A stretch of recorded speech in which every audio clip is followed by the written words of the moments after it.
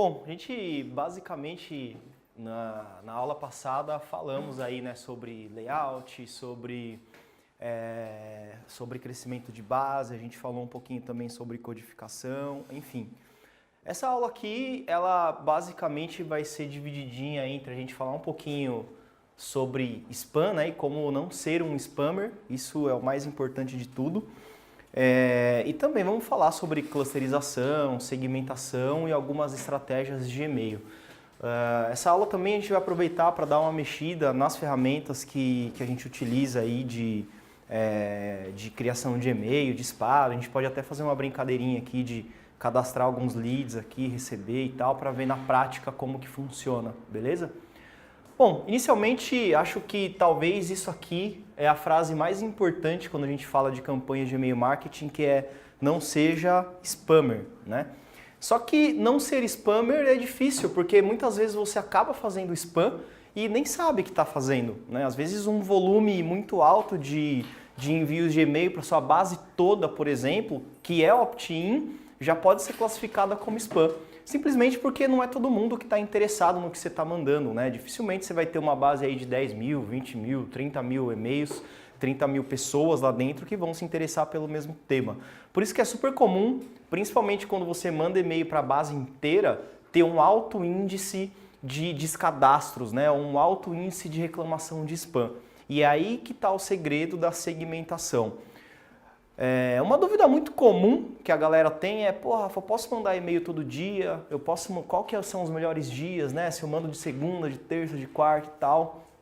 Cara, assim, depende do seu negócio, depende da segmentação da sua base. Por exemplo, tem cliente lá que quando chegou ele mandava 2 e-mails na semana, eu disparava para a base inteira. Então ele mandava lá na terça e quinta, né? Para a base inteira de e-mails, tinha lá 50 mil e-mails. E tinha uma taxa de abertura baixíssima, tinha uma taxa de interação também super baixa e mandava 2 e-mails por semana. É um volume, né, comum até, padrão, se você for imaginar em campanhas de e-mail marketing. Porém, eu tenho outro cliente que chama Casa da Arte, eu dou consultoria inicialmente era consultoria só de e-mail, depois consultoria de marketing digital no todo, mas quando eu entrei na consultoria de e-mail marketing lá, eles também mandavam 2 e-mails por semana, terça e quinta-feira, para a base inteira. O que acontecia? Mesma coisa. Taxa de conversão baixa, taxa de interação baixa, taxa de abertura e conversão baixíssimas. O que eu fiz? Mandei e-mail para a base toda. Porra, como assim mandei e-mail para a base toda? Você está maluco? Se de terça e quinta já está saturando a base, pois é, mandei e-mail para a base toda. Só que qual que é a grande diferença? De forma segmentada. A gente fez um trabalho lá onde eu dividi por cluster, né? As pessoas que estão interessadas por marca, as pessoas que estão interessadas por departamento, as pessoas que têm perfil das personas, e a gente vai falar um pouquinho de persona aqui, que também é aplicável em e-mail, a gente vai falar um pouquinho disso. A gente separou no caso do artesanato, né? Você tem lá a artesã, você tem o artista plástico, você tem o estudante, você tem uma série de pessoas que consomem o produto de forma diferente e produtos diferentes. Ou seja, eu mandava e-mail todo dia, só que não para as mesmas pessoas, né? O resultado disso foi o quê? Um crescimento de engajamento de mais ou menos 30% a 40%, um aumento de taxa de conversão final do e-mail da ordem aí de 10%, 15% e uma melhora, né, no engajamento da galera, porque eles passaram a não receber mais qualquer e-mail, eles receberam e-mails com base no que eles demonstraram interesse. Isso que foi o mais legal, né? Eles deixaram de fazer spam por isso? Não. Em algum momento a gente faz 1 ou 2 spamzinhos, né? Mas não é o certo. De vez em quando você solta um e-mail a mais que deveria, mas também não tem como, é muito difícil você conseguir controlar isso no detalhe, né? E olha esse dado aqui que interessante, né? 21% dos usuários reportam o e-mail como spam, mesmo sabendo que ele não é um spam. O que esse dado está falando pra gente? 21% da galera se irrita ou com o volume de e-mails. Quem aqui já não se irritou com a quantidade de e-mail marketing recebe? Tenho certeza que a maioria aqui nem olha mais e-mail marketing, principalmente a gente que trabalha com isso, né? Tá saturado. Eu mesmo tenho uma conta, 1, 2 contas só para receber e-mail marketing. Tem que me cadastrar, fazer uma compra, eu cadastro um e-mail que eu não utilizo, porque senão não rola, né? E aí você imagina só o que esse dado aqui está falando, que essa galera ou recebe muito e-mail, ou recebe e-mail que não tem nada a ver com o que eles estão procurando, né? Isso aqui é um dado para a gente tentar entender cada vez mais que as pessoas hoje estão exigentes no tipo de conteúdo que elas estão consumindo, não só nas redes sociais, não só em canais externos, mas também no conteúdo que elas recebem de fora. Seja, cara, falando de marketing direto no total, seja e-mail, seja SMS, seja WhatsApp, agora a gente tem isso no WhatsApp também, né? Bizarro, tá cada vez pior esse negócio. Então, isso aqui mostra pra gente que cada vez mais a gente precisa ser assertivo no que a gente leva e dosar a quantidade de informação que a gente leva também, né? E, cara, assim, não tem um passo a passo para isso, não tem uma receitinha. Se chegar alguém aqui e falar para vocês, não, eu tenho aqui a saída ideal para não fazer spam, cara, esquece, não existe. Porém, a gente consegue evitar algumas coisas e essa listinha aqui que eu trouxe são algumas coisas que a gente pode utilizar para tentar evitar fazer spam, né? E tentar evitar principalmente os riscos que praticar esse tipo de ação aqui, mesmo que sem querer, pode causar. E eu vou dar alguns exemplos para vocês de como que mesmo sem querer a gente acaba fazendo merda, né? É impressionante e é grave, tá? Grave do tipo de, por exemplo, vocês não conseguirem mandar e-mail da caixa de vocês para cliente, por exemplo, ou para agência, para fornecedor e por aí vai. A primeira coisa que a gente precisa ficar atento aqui é se as autenticações de envio de e-mail estão feitas corretamente nos servidores do domínio. O que é isso? Tem duas métricas que são extremamente importantes aqui. São duas autenticações que chama DKIM e SPF. O que é o DKIM e o que é o SPF? O DKIM, ele nada mais é do que uma autenticação que o seu servidor gera, que o seu domínio gera, para falar que esse e-mail tem permissão de sair desse domínio aqui. Ou seja, ele está atestando que ele existe, que ele não é um e-mail fictício, por exemplo, tá? Aonde que a gente coloca esse carinha aqui? Lá no servidor do domínio. Então, por exemplo, vamos supor aí que eu tô lá na Wallhost, por exemplo, e o meu domínio, sei lá, rafaelferrari.com.br está lá na Wallhost. Eu tenho que pegar da minha ferramenta, e aí que está o segredo, da minha ferramenta de disparo de e-mail, a chave DKIM, e eu vou mostrar isso na prática para vocês, a chave DKIM que ela tem e jogar lá dentro, para eu dar permissão para minha ferramenta de e-mail marketing disparar pelo meu domínio, senão ela não pode disparar.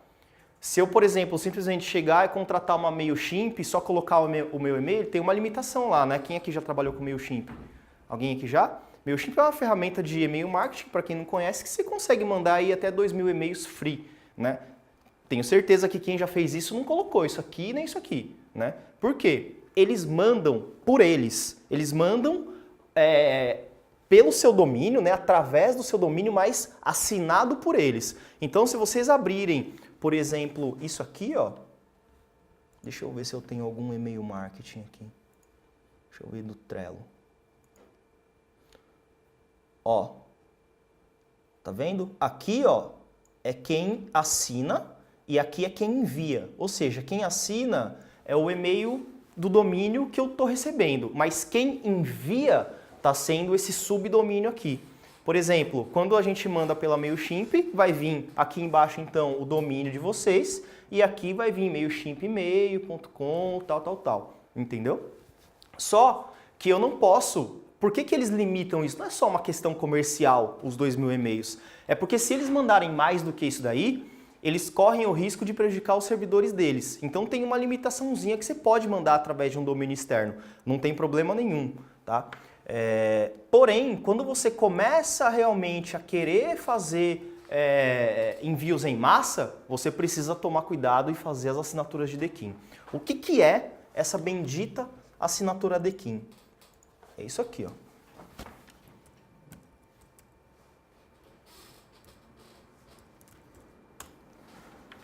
Vamos supor que vocês contrataram aí uma ferramenta de e-mail marketing, tá? Ela vai falar assim, ó, beleza, para começar, coloque o DKIM no seu servidor. Então você vai fazer isso aqui, ó.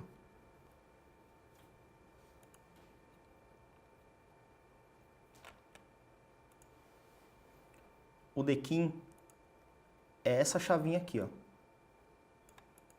Tá? Como que você adiciona isso? Normalmente, você tem uma assinatura, que é o subdomínio, que ele chama, né? Que é essa entradinha aqui, esse é o prefixo. Lá no servidor ele tem o tipo, eu vou mostrar para vocês. Aqui no caso ele está falando que o tipo é TXT e ele tem o valor. Isso aqui é muito importante vocês saberem, porque se vocês contratam uma ferramenta de e-mail marketing, vocês não fazem isso, pode ter certeza que vai chegar no spam, tá? Vamos entrar num servidor aqui para a gente ver como que eu aplico isso aí na prática. Vamos supor que vocês têm aí uma local web da vida, beleza? Só que eu vou entrar no meu servidor aqui. A primeira coisa que vocês têm que procurar é uma coisa que chama DNS dentro do servidor de vocês, beleza? Todo servidor vocês vão encontrar isso lá dentro. Quando vocês encontrarem o lugar onde vocês inserem o DNS, no caso no meu aqui, fica aqui, basicamente vocês vão fazer assim, ó, quero criar uma nova, né, assinatura. Aí aqui ele vai estar, normalmente ele vai estar assim, ó. Eu escolho, eu coloco aqui o prefixo, né? Então, vamos lá, o prefixo quem que é? É esse cara aqui, né? É o nome. Copio ele e colo aqui, ó. Beleza? Aí qual que é o tipo de assinatura que ele falou que eu preciso colocar? TXT, certo? Então vou vir aqui e escolher TXT. Agora eu preciso colocar o valor. Qual que é o valor? Esse cara aqui, ó.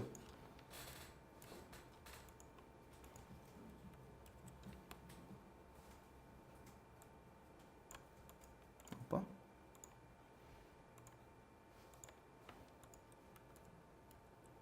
Pronto. Aí eu crio, ele entra aqui no servidor, automaticamente a ferramenta vai ter a permissão, aqui ó, se eu verificar, esse aqui ó, tá sem o DKIM, tá vendo? Eu removi desse domínio aqui, ó. Automaticamente ele vai falar assim, ó, legal, tá com o DKIM, show de bola, manda brasa. Então, essa aí é a primeira assinatura de importância que vocês precisam ficar de olho na hora de configurar uma ferramenta de e-mail marketing, beleza? A segunda assinatura é essa SPF aqui. A diferença do DKIM para o SPF é que o SPF está dando permissão direta para o IP de envio. Lembra que a gente falou de IP na outra hora, que é a máquina que envia? O SPF ele está falando assim, ó, esse IP aqui ele tem servidor, ele tem permissão de mandar para e-mail em massa para esse domínio aqui. Então ele não está diretamente ligado ao e-mail, mas ele está diretamente ligado ao host e à máquina de envio. Então isso aqui é outro ponto importantíssimo da gente colocar lá. Como que funciona o SPF? Também é muito simples. Isso daqui é igual para todo mundo, tá?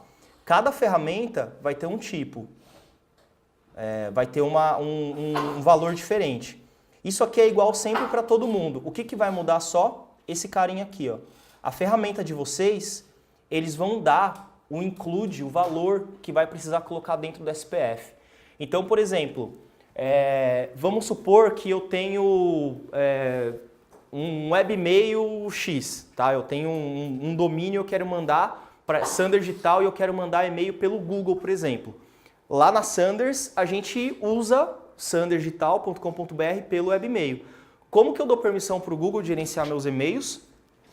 Colocando esse cara aqui, que é o SPF, colocando a assinatura de DKIM e colocando algumas outras assinaturas que aqui a gente não precisa nem falar a respeito, mas é esse cara aqui que vai me dar a permissão. Então, eu teria que ter o que aqui?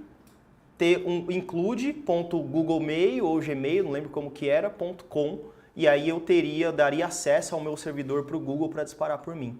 Tá? Então essa aqui é outra métrica. O que significa esse arroba aqui quando vocês verem na ferramenta de vocês? É que o arroba, ele está dizendo que é no domínio principal que você coloca. Então, normalmente, o SPF você coloca no domínio principal e se a ferramenta, e se o seu servidor não deixar que você não coloque nada, você tem que pôr um arroba. Aí ele já entende que vai ser para o domínio principal. No caso, voltando na Sanders, é o sanders.com.br e não um subdomínio da Sanders. Uma dúvida, eu só não estou entendendo tanto o DKIM quanto o SPF. Isso. É da ferramenta de envio para o domínio. Isso aí. Eu coloco esses esses dados no seu servidor. no meu servidor. Isso aí, é isso aí. Para você dar permissão para sua ferramenta, entendeu? Senão vai chegar tudo no spam, os e-mails. Todos no spam. Aí no caso, por exemplo, a gente usa Mailchimp. Tem que aparecer Mailchimp embaixo, que parece o loginho dela, não aparece. Não, normal. Não, aparece, mas ali é só o visual dele, entendeu? No caso, por exemplo, vamos supor que você contratou um plano maior do Mailchimp lá. E aí você quer mandar mais de 2.000 e-mails, você teria que configurar lá, boa noite. Você teria que configurar o DKIM e o SPF, que eles com certeza vão mandar para você. Fala assim, ó, coloca lá no seu servidor. Tá. São essas duas assinaturas aí. Entendi. Beleza? Tranquilo? Gente, aqui é um pouquinho mais técnico. Vocês ficaram com alguma dúvida? Não? Tranquilo? Então, beleza.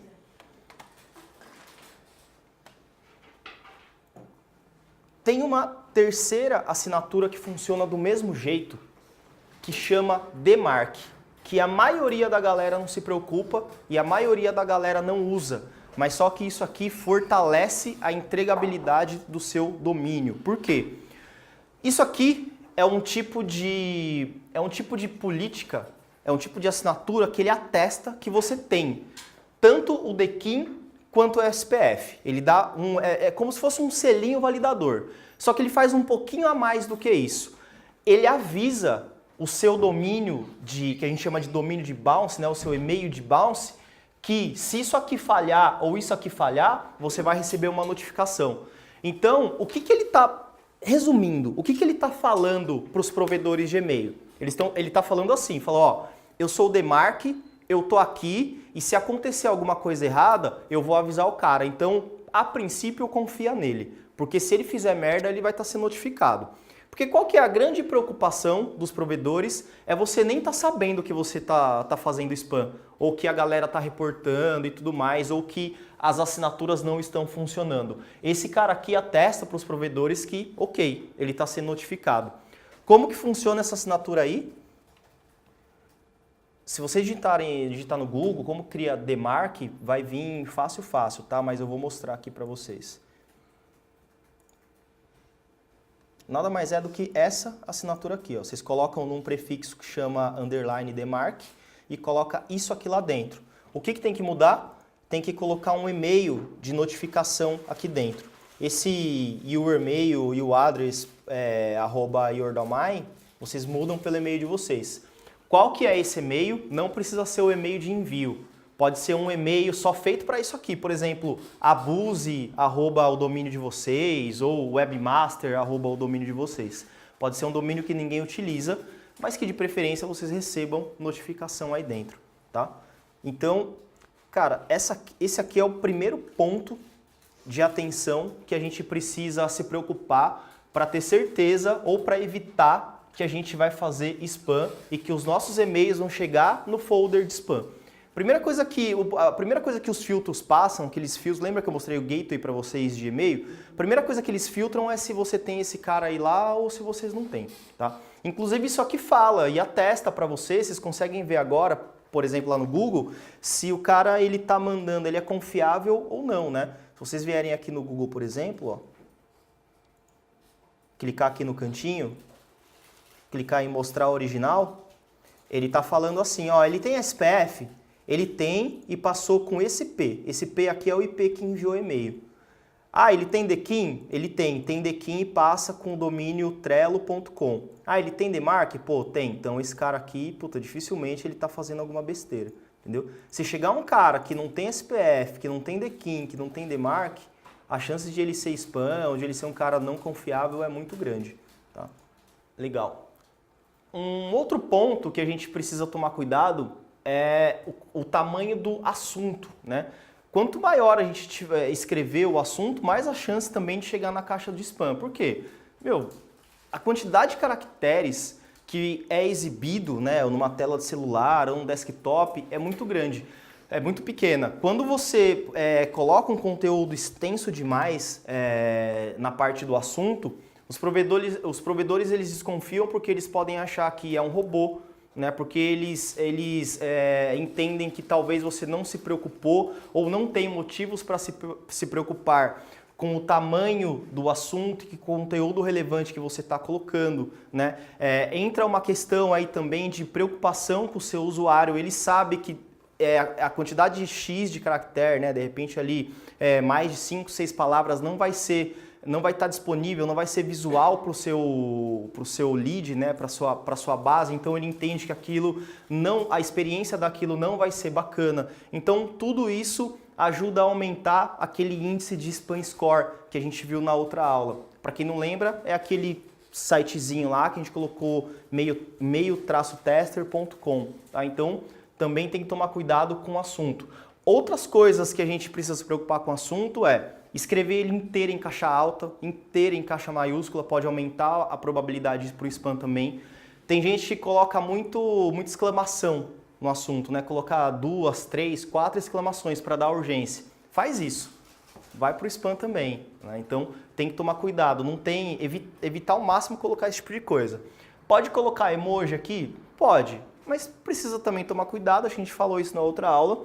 Dependendo do provedor que você acessa isso, ele substitui por hash, né? Ou então por um caractere que ninguém consegue identificar. Então tem que tomar bastante cuidado aqui na parte do assunto também.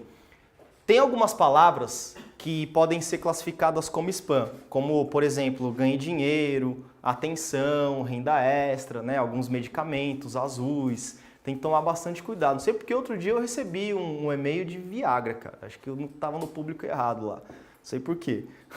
Mas recebe e chega automaticamente. Se vocês olharem a caixa de spam de vocês, normalmente tem algum e-mail falando de medicamento, algum e-mail falando de trabalho. Quem aqui nunca recebeu um e-mail falando me ajude? Né? Ou então doe não sei quanto para não sei qual associação. Né? Tudo isso contribui a aumentar ali o seu spam score. Tem até um site, quer ver? Eu coloquei aqui, teve uma vez que eu fiz uma campanha, eu fiz um webinar, e aí eu fiz uma reguinha de relacionamento para pegar todo mundo que se cadastrava, e aí uns 30 minutos antes a galera recebia um e-mail, enfim, uma reguinha, né? E aí não sei porquê, o primeiro e-mail que eu colocava sempre caía na caixa de spam, e os outros não. Eu falo, caramba, mas que saco, né? Aí eu fui a fundo e eu li em algum fórum, não lembro o que era, que poderia ser uma palavra que estava no corpo do e-mail. E aí eu comecei a cortar, cortei um parágrafo, nada, 2 parágrafos, nada.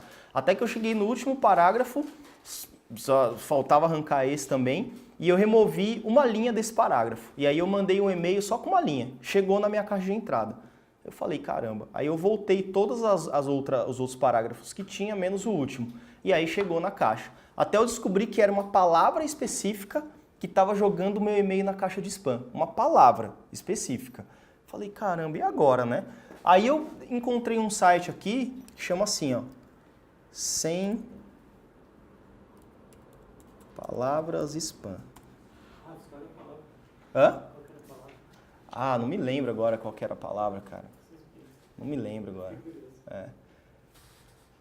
Deixa eu ver. Aqui, ó. Aqui era uma dessas que estava bem aqui dentro. Não me lembro agora, faz tempo, não vou me recordar qual que era.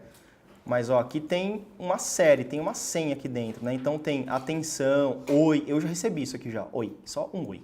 Mais nada. Isso está no WhatsApp, né? Urgentemente, imediato, amigo. Amigo também já recebi, né? Ganhe dinheiro, marketing multinível também,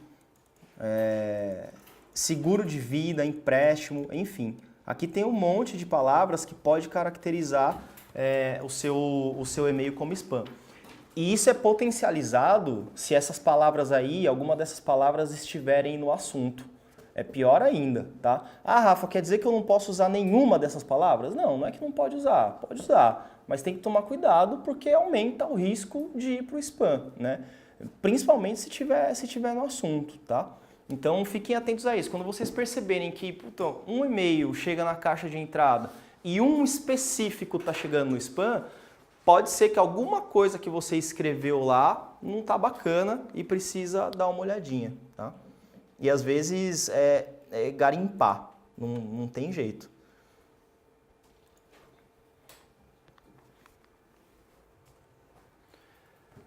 Legal. Quem aqui já recebeu um e-mail X com um monte de gente copiada? Alguém já recebeu? Você já?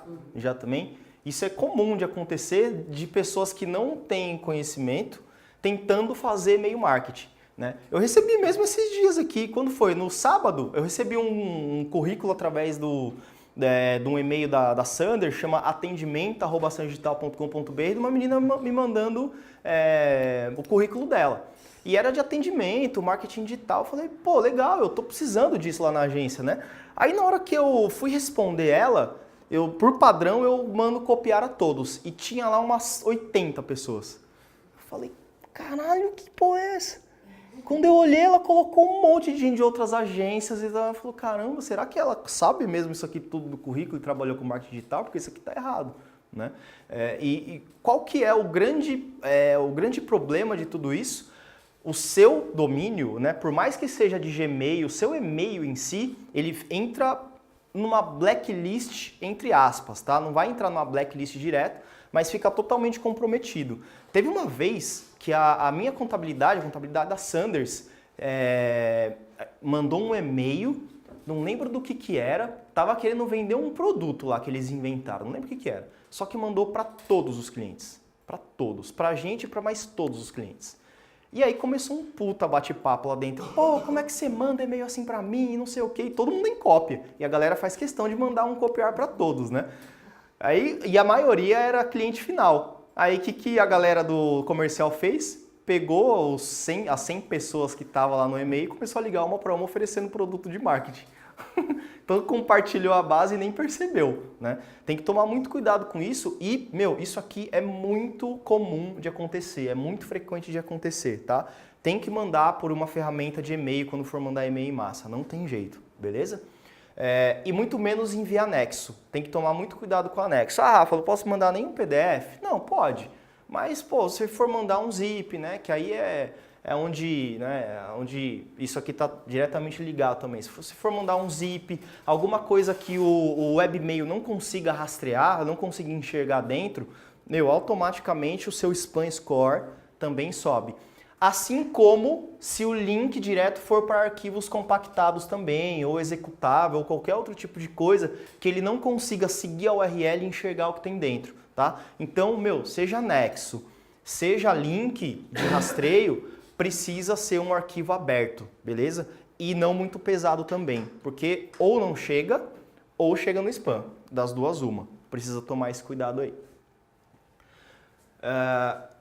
Isso aqui parece idiotice que eu tô falando, mas super acontece, tá? Ah, puta, beleza, contratei uma ferramenta de e-mail, só que, porra, se eu for criar uma conta nova de e-mail são $5. No Google é $5 cada conta de e-mail, né? Você trabalhou lá, você sabe, é caro pra caramba. Ah, não quero criar uma conta só para isso aqui.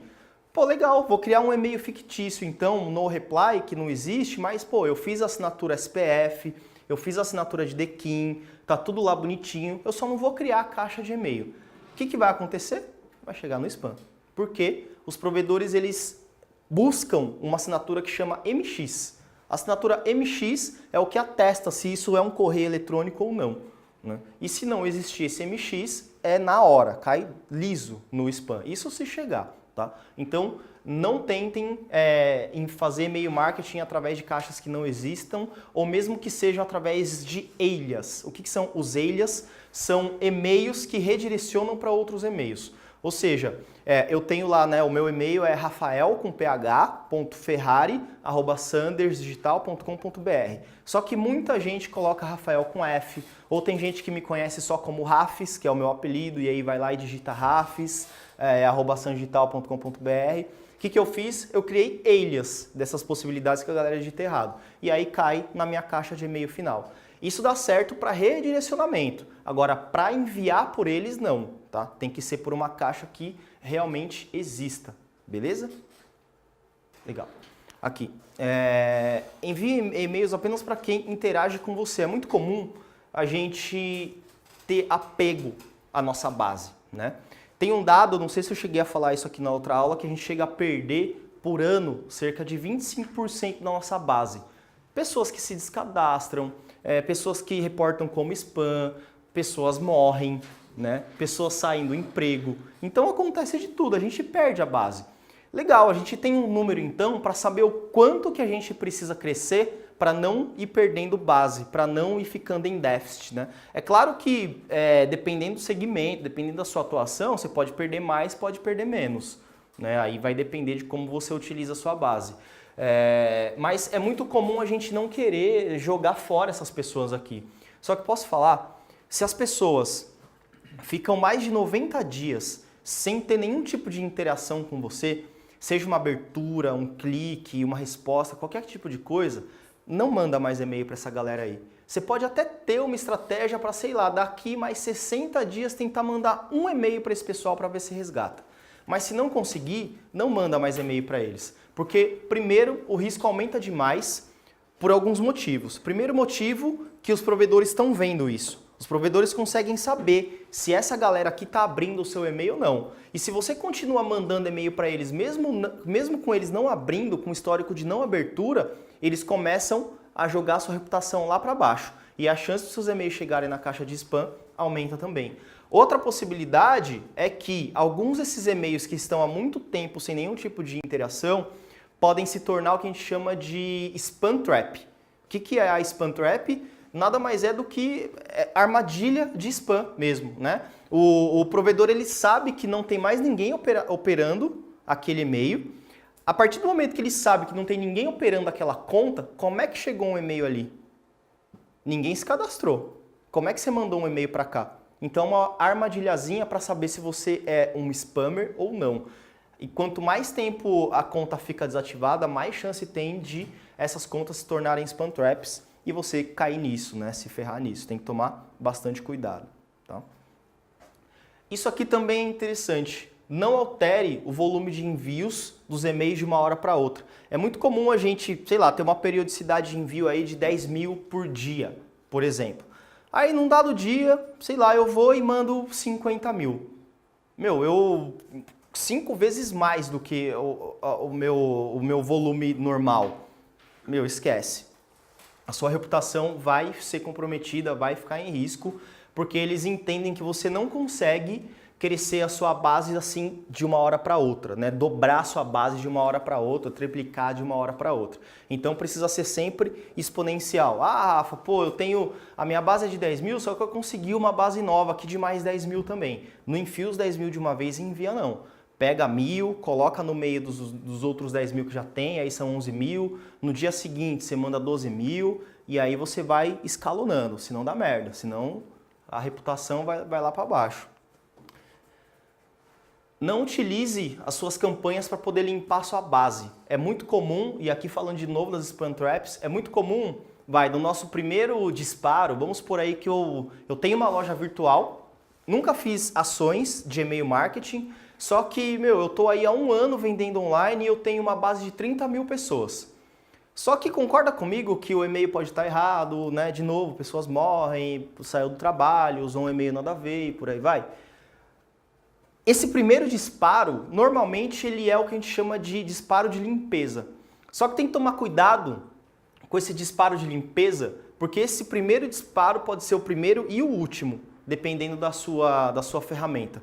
Se essa base, você não tem certeza que essa base aqui está limpinha e que vai retornar pouco bounce ou nada de bounce, ou então que a galera não vai ficar reportando como spam ou se descadastrando, você não tem essa certeza, não manda de uma vez. Vai de bloco em bloco, pouquinho em pouquinho. Porque senão, a tolerância dos provedores de e-mail é baixíssima para reporte de spam. Para vocês terem noção, na Amazon, se a taxa de spam for acima de 0,5%, bloqueou. Se a taxa de bounce, vocês lembram o que é bounce? E-mail que bate e volta. Se a taxa de bounce for maior do que 10%, bloqueio. 5% eles já avisam. Maior que 10%, bloqueio. Agora, report é 0, nada. Não tem espaço para fazer report de spam lá dentro. Tá? O meu sócio ele é campeão, não sei se eu comentei com vocês, mas ele chama Rafael também. Ele é campeão em travar servidor e fazer spam. Né? No entanto, ele não tem mais acesso aos provedores de e-mail aqui. Na Amazon lá ele já travou algumas vezes. Até que ver, só para vocês entenderem. Se cadastrar Descadastrar? Não, se descadastrar é a melhor coisa que pode acontecer para quem manda. Porque aí ele só saiu da sua base, entendeu? Mas não tem penalidade nem nada. Não, não diretamente, né? Não tem penalidade direta. O problema mesmo é clicar no report por spam ou bloquear. Agora, só sair da lista é o que precisa acontecer mesmo. Aqui, ó. A tolerância deles, eles falam assim, ó, sempre tenta manter, né, a taxa de bounce abaixo de 5%. Se exceder 10%, risco de bloqueio. Reporte de spam. Tem que sempre tentar manter abaixo de 0,1. Se passar de 0,5, risco também. Então aqui, ó, tá 0,05, tá ótimo. Só que, mais 0,04 aqui, eles já vão dar um avisinho, falar, ó, tá alto aí, hein? Cuidado. Então, isso aqui é tolerância zero, tá? Beleza, a gente vem falando até aqui, né, do que é spam, mas o que realmente acontece se a gente começa a fazer um volume muito grande de spam? Tudo isso daqui. Bloqueio de IP, então o IP de envio de e-mail pode ser bloqueado e não receber mais nenhuma mensagem vinda daquele IP. E aí imagina, se você tem vários domínios pendurados naquele IP, todo mundo que sair desse IP aqui, que tiver naqueles domínios, vão ser bloqueados e não vão conseguir mais mandar mensagem. Bloqueio de remetente acontece também. O domínio pode até estar ok, mas de repente eu, Rafael.Ferrari, fiz uma cagadinha nas minhas campanhas. Pode ser que primeiro o meu remetente seja bloqueado e eu nem comprometa tanto o domínio da Sanders, mas o meu remetente vai estar comprometido. Bloqueio do domínio, e aí o IP se salva, mas o domínio fica comprometido e não chega mais para ninguém. A reputação do IP e do domínio fica comprometida, ou seja, fica latente, né? Você pode ter uma semana onde vários e-mails chegam na caixa de entrada, só que como você está em supervisão, vamos falar assim, um volume a mais de e-mails errados que você mandar já derruba de novo sua reputação e todos os e-mails começam a chegar no spam. Cara, assim, esses caras aqui têm vida, tá? Os filtros de spam, eles têm vida e cada um deles, como eu falei na outra aula, tem uma metodologia diferente, tem uma forma de filtrar diferente. E bloqueio de envio a partir do domínio, isso aqui já aconteceu inclusive na agência. Teve uma pessoa lá que ela fez uma ação errada, faz tempo isso, eu nem estava ainda. Fez uma ação errada e aí comprometeu o domínio inteiro. Então nenhum cliente mais recebia e-mail nosso. Nenhum cliente mais. A gente mandava, daqui a pouco era cliente ligando no meu celular, quando chega em mim é porque deu uma merda muito grande. Pô, e aí, ninguém me responde mais, estou esperando isso aqui há não sei quanto tempo, tal. Aí eu já ia bufando no atendimento. Eu falei, e aí, o que está acontecendo? Não, a gente mandou um monte de ontem um e-mail, mas ninguém respondeu. Aí eles iam, me mostravam aqui, ó, encaminhei. Aí, puta, olha seu spam. Todos os clientes, tudo na caixa de spam. Aí, para conseguir tirar de lá, é um parto. Aí você tem que começar a mandar e-mail certinho para todo mundo, ter uma interação bacana. Demora aí uma semaninha, 2 semaninhas para você voltar ali a ter a sua reputação restaurada de novo. É difícil, cara. Teve uma vez também... Às vezes eu recebo também alguns e-mails em spam, mas aí eu consigo lá na caixa de entrada colocar lá, não, isso aqui não Consegue. Isso é bom de acontecer. Então, porque aí depois os próximos e-mails vêm de boa. Vem de boa. Mas para você, para as outras pessoas que estão chegando, não. Só se elas fizerem a mesma coisa. Só que aí que tá, é uma matemática. Quanto mais pessoas forem fazendo isso, maior vai sendo, né, o seu score, mais a sua reputação vai subindo. E isso é super normal de acontecer, principalmente quando esse cara aqui, ó, o IP é novo. Quando o IP é novo, a gente vai falar disso um pouquinho mais pra frente, ele não tem reputação nenhuma, ninguém sabe quem é ele. Então, cara, não é nem que fizeram merda, é que ninguém conhece ele e vão jogar no spam. Simples assim. Então, quanto mais a galera vai interagindo, tirando do spam, respondendo, clicando, mais esse IP vai ganhando reputação, entendeu? Então isso é bom de acontecer, tá? Só que as outras pessoas não vai acontecer a mesma coisa, elas teriam que fazer o mesmo. Só que aí que tá, para uma parte da galera, para você pode ser que tenha chegado no spam e para mais meia dúzia. Só que pode ser que para a grande maioria não, porque o seu perfil frente ao seu provedor de e-mail, o seu provedor de e-mail identificou que o seu perfil não condiz com as mensagens que aquele cara te mandou. Entendeu? De alguma forma, algum algoritmo.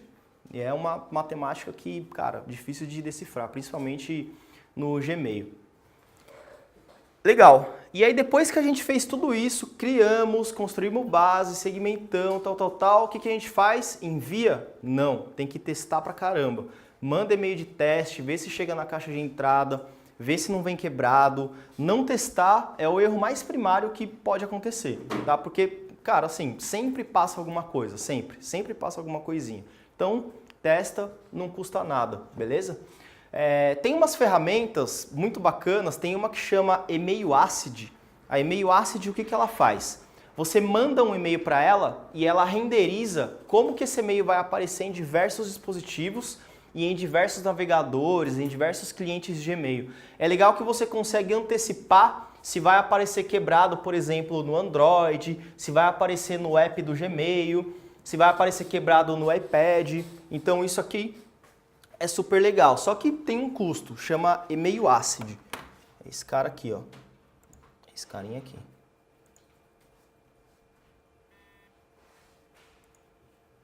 Então tem teste de spam, tem um editorzinho aqui também, né? E tem o teste, tá? É muito bacana. Para quem tem um volume muito grande e ainda não conseguiu acertar no design, não tem certeza se o negócio está saindo direito, vale muito a pena. Alguém aqui já ouviu falar de teste AB? Já? A maioria, né? A gente também consegue fazer teste AB com e-mail. E é muito bacana porque, basicamente, você consegue testar duas coisas. Taxa de abertura e taxa de clique. Essas aqui são as métricas principais, tá? Diferentemente de uma página web, onde você tem lá, né, uma série de... Você tem lá teste multivariável, você tem teste AB, C, D e E. Aqui você pode testar várias peças também, porém, o objetivo final sempre vai ser ou abertura ou taxa de clique. E como que você consegue saber, né, as variáveis que vão ser testadas? Por exemplo, para você testar a taxa de abertura, você precisa testar coisas que a pessoa vai ver antes de abrir. Então, por exemplo, o assunto do e-mail. Você pode colocar lá, mandar duas peças, onde a peça é a mesma, mas o assunto é diferente. Qual que vai ser a métrica final? Taxa de abertura. Então, quem abrir o assunto que tiver uma taxa de abertura maior é porque foi mais eficiente, né? Textos nas imagens, isso você consegue enxergar qual métrica, otimizar qual métrica, cliques, né? Personalização de conteúdo, mesma coisa, cliques. O que é a personalização de conteúdos? De conteúdo, colocar o nome da pessoa, mudar a imagem de acordo com o perfil da pessoa que ela tem, mudar o texto de acordo com o perfil que ela tem também. Tudo isso você consegue fazer no seu e-mail dependendo da sua ferramenta, tá? Remetente do e-mail também é possível testar. Aí aqui, de novo, taxa de abertura, você testa. Horário do envio, fazer isso em horários diferentes também é bacana para ver onde você consegue obter mais resultado. Por exemplo, a gente tem um cliente que chama Brasiltronic. A Brasiltronic, eles vendem lá câmeras, né? Vendem drones, enfim, eles vendem uma série de produtos eletrônicos lá. A gente no começo não sabia qual era o melhor horário. A gente descobriu que os melhores dias e horários é terça-feira de manhã e quarta-feira de manhã. Quinta-feira, esquece. Sexta-feira, então, esquece. O pessoal está indo para balada, não quer saber de pagar R$2.000 numa máquina fotográfica. Então, isso aqui ajuda a gente a saber qual o melhor horário, né, que a gente manda o e-mail. Dia da semana também. Testar o pré-reader também é legal para tentar ver qual é mais efetivo na taxa de abertura. E testar a Call to Actions para saber qual é a melhor em taxa de clique, tá? Legal, segmentação. Segmentação, em campanha de e-mail marketing é a chave, né? A gente se comunica melhor quando a gente conhece as pessoas e aqui não é diferente. Assim como em campanhas de redes sociais, em campanha de mídia, assim como o tráfego que a gente traz, assim como em blog, em qualquer tipo de projeto digital, você precisa ter uma segmentação eficiente. No e-mail isso se faz necessário igual, tá? Talvez até um pouco mais, porque como eu falei, você tem a chance de fazer com que a galera vá embora, né? Aqui você tem a possibilidade de fazer com que a galera se interesse por você. E como que você pode iniciar o seu processo de segmentação? Cara, assim, não tem nada fora do comum. Interesse, sociodemografia, geolocalização, canal de aquisição, data de cadastro, domínio e e-mail. Mostrando isso aqui na prática, tem muitas ferramentas hoje, uma ferramenta eficiente de e-mail, ela precisa ter condições de traquear o cara, não só mandar e-mail, né, para você conseguir fazer uma segmentação avançada. Senão você simplesmente vai ter uma ferramenta com uma lista e fim, né?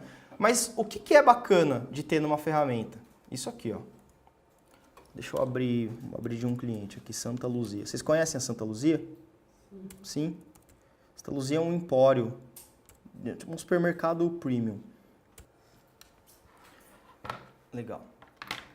Esses aqui são os segmentos que eu utilizo, tá? Ou seja, todo mundo aqui está segmentadinho de uma forma, só que isso aqui não é uma lista chumbada. Eu não peguei, por exemplo, 583 pessoas e joguei dentro da lista adega, ou eu não peguei com a mão 74 pessoas e joguei dentro de bebidas. Isso aqui tudo acontece de forma automática. Como? Todo mundo que passa no site da Santa Luzia, que é esse cara aqui, ó, ele é traqueado de alguma forma. Então eu consigo ver tudo que ele está fazendo. Por exemplo, aqui, vamos entrar aqui na Dora. Vamos ver o que a Dora está fazendo. Ó, a Dora visitou chocolates, ela também visitou o departamento de Natal. E detalhe, ela veio, né, da Home, visitou Natal, ela está no desktop, é o Windows, essa aqui é a resolução da tela dela. Mas ela é uma cadastrada. Não.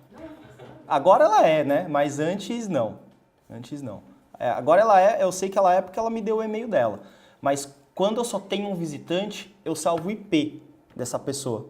E aí o IP me gera informações. A partir do momento que, se em algum momento ela me der o e-mail dela, tem salvo um cookie lá com um ID, com uma identificação. Ele vai falar assim, opa, sabe esse Pzinho aqui, ó, que fez isso, isso e isso? Então, é esse e-mail aqui. E aí eu consigo pegar o histórico passado. Então, se, por exemplo, ela entrou na minha loja há um ano atrás e navegou durante esse um ano, só que só hoje ela me deu o e-mail, eu consigo pegar todo o histórico lá de trás e trabalhar isso de alguma forma a partir daqui. Tá? O que mais que ela fez aqui, ó? Ela visitou esse produto, que é essa cestinha aqui. Vamos ver que produto que é esse aqui, ó.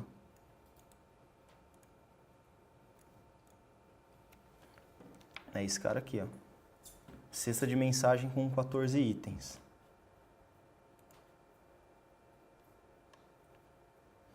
Ó, ela está na etapa de descoberta. Isso aqui vocês vão aprender na aula de inbound marketing, que a gente faz aqui também. Ó, nesse momento aqui ela me deu o cadastro dela. Tá vendo? Então ela deu o nomezinho, o e-mail. E por aí vai. Então, tudo isso aqui eu uso como insumo para poder filtrar agora. Eu já sei que ela se interessou, ó, por frutas secas em algum momento.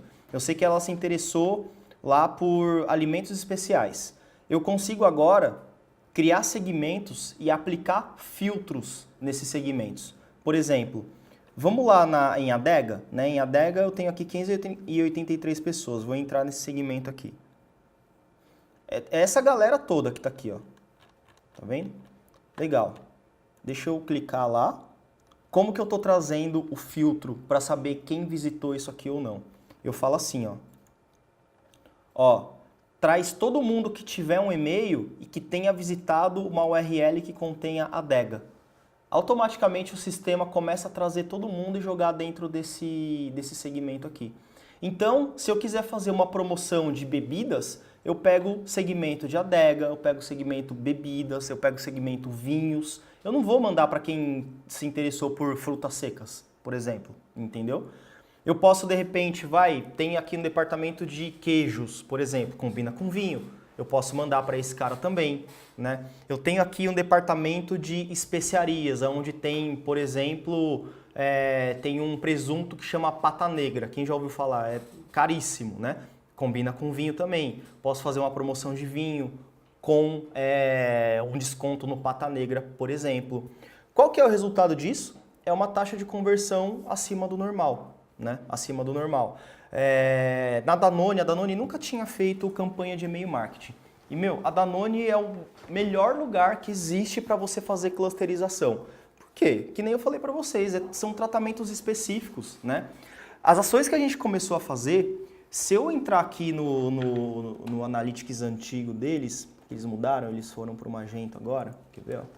Isso interage com redes sociais? Não, essa ferramenta é só para e-mail marketing. Essa ferramenta é só para e-mail marketing, mas tem ferramentas que interagem. Só que assim, eu consigo filtrar até por referral. Por exemplo, eu consigo pegar todo mundo aqui que veio do Facebook, por exemplo, entendeu?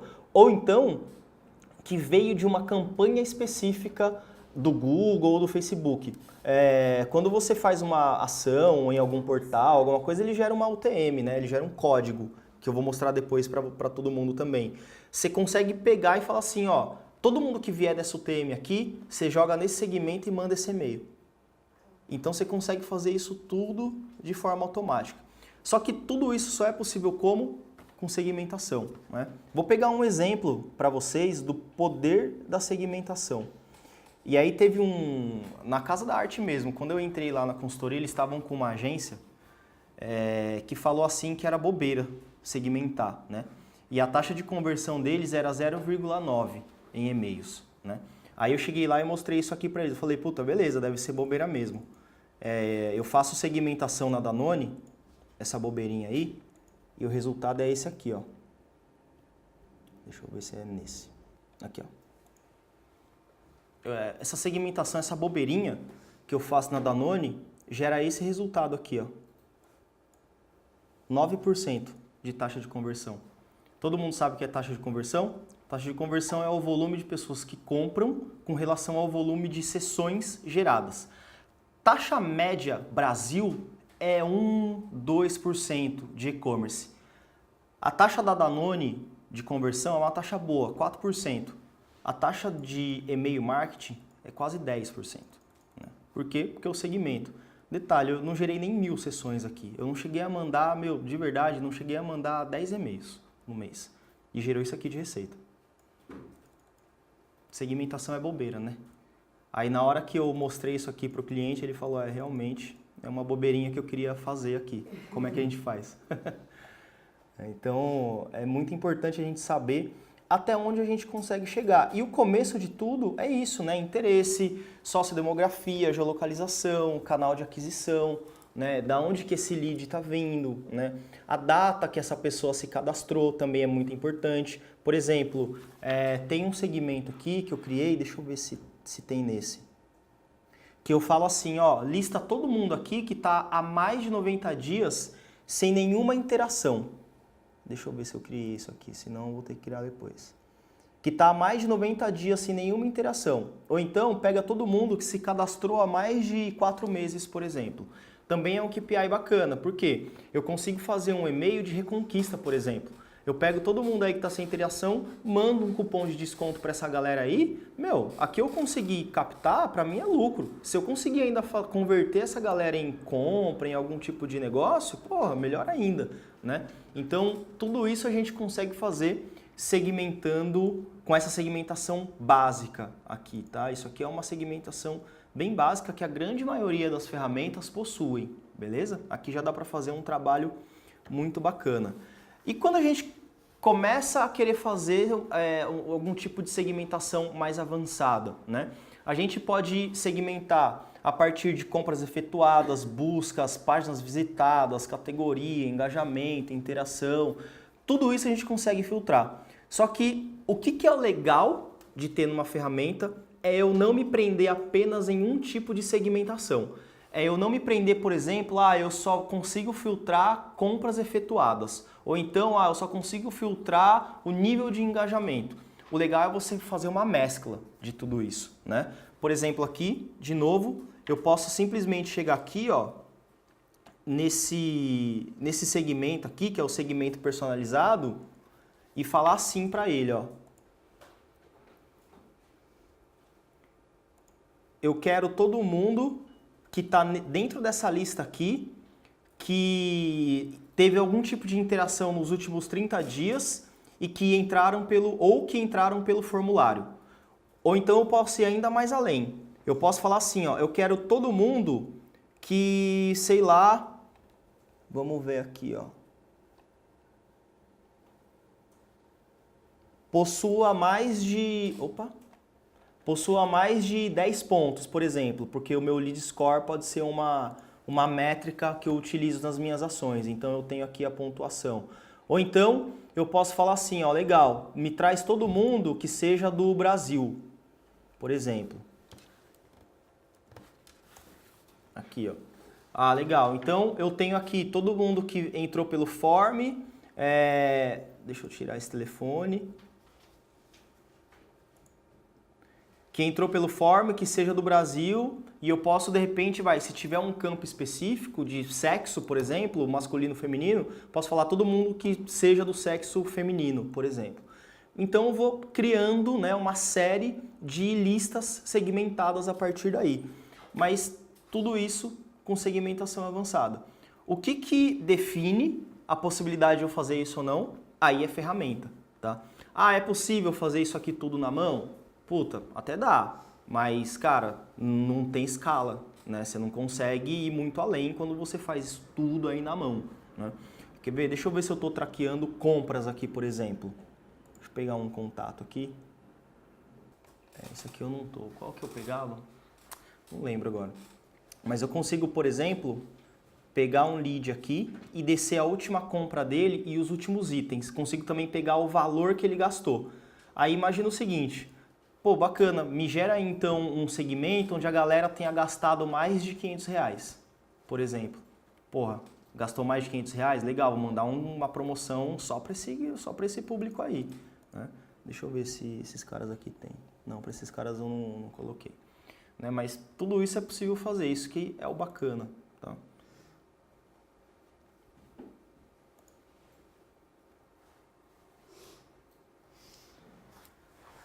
Legal. E que nem eu falei, isso tudo aí está relacionado, né, tá relacionado à ferramenta. Deixa eu ver uma coisa.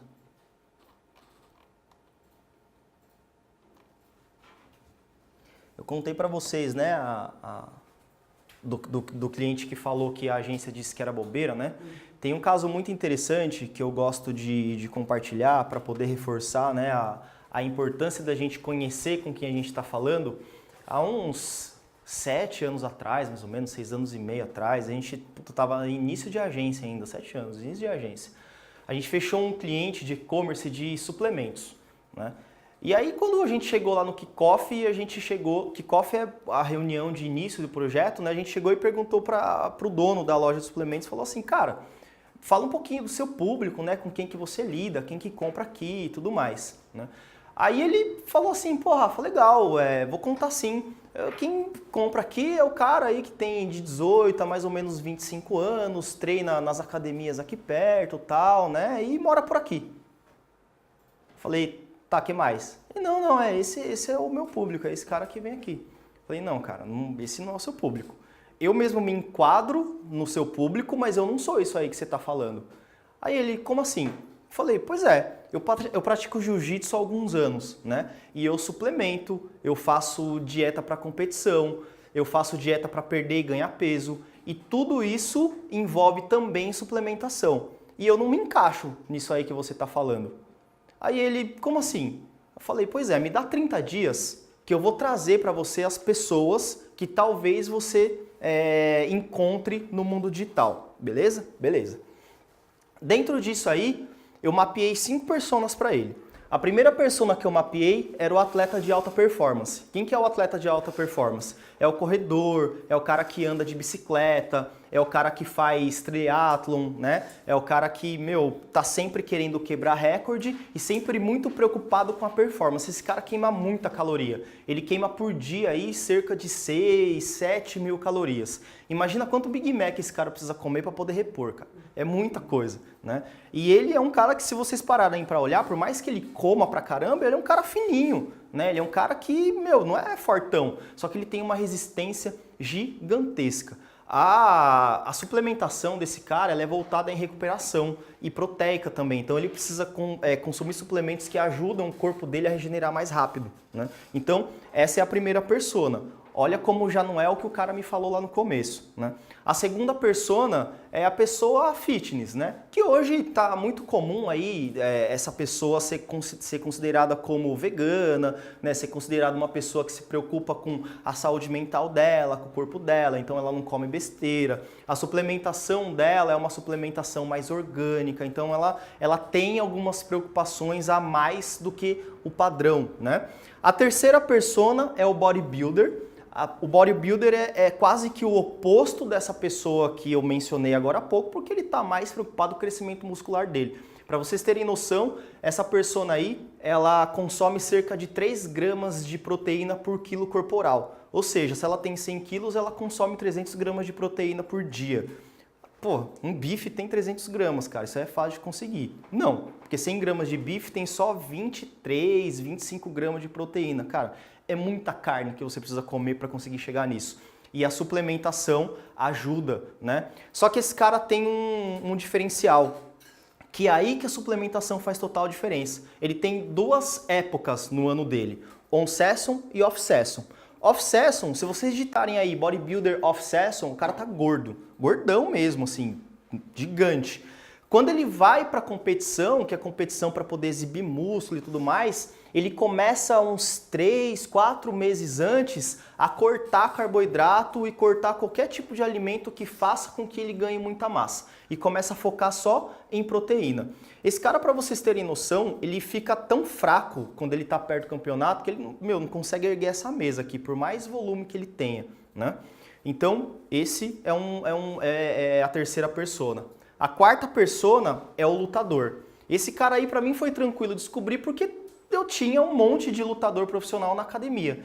E por incrível que pareça, esse cara, a dieta e a suplementação dele é parecida com a do bodybuilder. Com a diferença que ele precisa tomar cuidado para não ficar fraco, porque senão ele apanha na academia, né? Para vocês terem noção, a alimentação e a suplementação é tão importante para esse cara que luta, que já teve amigos meus que para bater o peso, eles tiveram que perder aí 500 gramas de quilo corporal em 1 hora. Aí tem gente aqui que vai ficar maluco, né? Em 1 hora você perder quase meio quilo.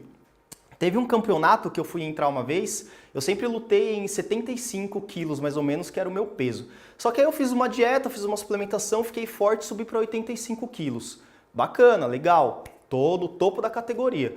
Só que eu fiquei nervoso na semana, foi questão de 1 semana, eu fiquei nervoso, não suplementei, não comi direito e caguei pra caramba. Eu perdi quase 6 quilos até o campeonato, em coisa de 1 semana, porque eu não foquei na minha dieta e na minha suplementação. Então é muito importante o lutador também ficar de olho nisso. E por fim, a gente tem a quinta persona, que talvez esse seja o mais comum, né? É o atleta casual. O atleta casual, ele treina mais ou menos aí 2, 3 vezes na semana, ele enche a academia no carnaval, no verão, nas férias, no final do ano, né? Só que por incrível que pareça, esse cara aí, ele pode ser o que mais dê dinheiro. Porque, de verdade, uma pessoa que está começando a treinar hoje, vamos supor, é muito comum, eu lembro, há anos atrás, quando eu nem fazia jiu-jitsu ainda, entrei em musculação, que eu queria ficar fortão. Né? Todo mundo, né? Mulher normalmente quer emagrecer, o oposto do homem, né? Mulher normalmente quer perder peso e mulher quer sentir as camisas, as roupas larguinhas, né? E homem que sentia a camisa pegando, normalmente é assim. E aí esses caras que estão começando, se um fortão chega pro cara e fala assim, cara, faz o seguinte, toma mijo, que você vai ficar forte pra caramba, ele vai tomar, velho. Pode ter certeza. Ele quer de qualquer jeito ter resultado. Mulher também, né? Parecido. Exato. Então, suplementação é a mesma coisa. A primeira coisa que ele faz quando ele entra na academia é tentar colar em alguém que já treina há algum tempo e perguntar o que ele toma. Seja bomba, seja suplemento, né? Suplemento é o mais fácil de achar. Então, ele vai na suplementação.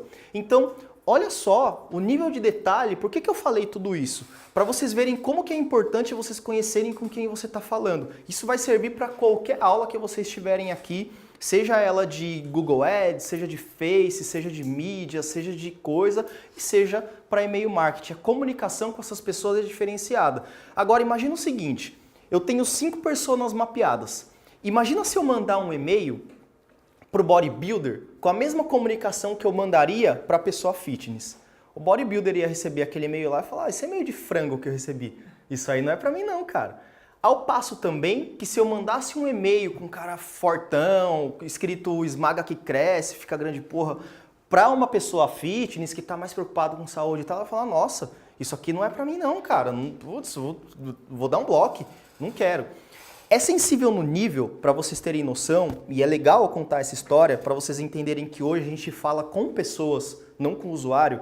Quando eu estava no processo de entrevista, eu estava treinando, né? O mestre liberou a gente, eu estava saindo do tatame, aí eu falei, vou fazer uma esteira agora para melhorar o cardio. E tinha uma menina na esteira que se enquadrava no perfil da pessoa fitness que eu procurava, né? Aí eu fui na esteira do lado, comecei a fazer, ela deve ter achado que eu era algum tipo de psicopata, e quando ela percebeu que o meu interesse não era sexual nela, ela começou a puxar conversa, né? E aí eu perguntei por que ela estava treinando, o que ela fazia e tudo mais. Ela falou, não, Rafa, pô, eu me preocupo com o meu corpo, eu gosto e tal, né? Só que você percebia que tinha alguma coisa que ela não queria falar ali, não era só pra ficar bem, né? Aí depois de um tempo de conversa, ela falou assim, Rafa, sabe o que é, meu? Sabe por que eu tô aqui? Quando eu era criança, tinha mais ou menos aí uns 8 anos, não, tinha ela falou uns 11 anos e tinha uma irmã de 8 anos. Ela perdeu o pai dela teve um infarto, porque o cara não se cuidava, bebia, fumava pra caramba, e a mãe dela não trabalhava. Puta, imagina, passaram um puta perrengue. E nessa época aí, ela tinha uma filhinha de 7 anos. E ela falou assim, Rafa, eu me cuido tanto porque eu tenho muito medo que a minha filhinha passe pelo que eu passei, né? Então, me cuido para eu conseguir realmente ter qualidade de vida e dar uma qualidade de vida e dar o exemplo à minha filha, né? Aí, eu devolvo a pergunta para vocês, como é que eu converso com uma pessoa dessa de qualquer jeito, né? Como é que eu converso com uma pessoa que tem esse sentimento dentro dela do jeito que eu falo com o bodybuilder? Eu vou ofender essa pessoa. Na real, é isso que vai acontecer. Se eu simplesmente mandar foto de uma pessoa que está mais preocupada em crescer o corpo e aplicar até alguns medicamentos ilícitos para uma pessoa que está preocupada com a família, né, com a vida dela e com o bem-estar dela. Então é nesse nível de detalhe que a gente precisa conhecer o nosso público. Dito isso, a gente tem agora uma seara na mão, né? Com quem que eu falo dessas 5 pessoas aqui? Inicialmente eu não sei. Inicialmente a gente vai precisar mapear esse cara, né? Só que na medida que que as pessoas vão interagindo com a minha peça, eu vou conseguindo ter insumos para saber com quem que eu estou falando, né? Se eu tenho, por exemplo, uma landing page que mostra um produto que se enquadre com uma pessoa fitness, automaticamente eu posso pegar a pessoa que deu input nesse formulário e salvar ela como uma persona que é a fitness, né? Se eu tenho lá uma landing page que está mostrando um produto de crescimento, sei lá, um whey protein, né, alguma coisa nesse sentido, e ele fala para mim que o interesse dele, porque eu posso criar um formulário, eu estou dando desconto, eu posso pedir mais coisas, e ele fala para mim que o interesse dele é ficar forte, ficar grande, pô, legal, eu salvo ele no outro cluster.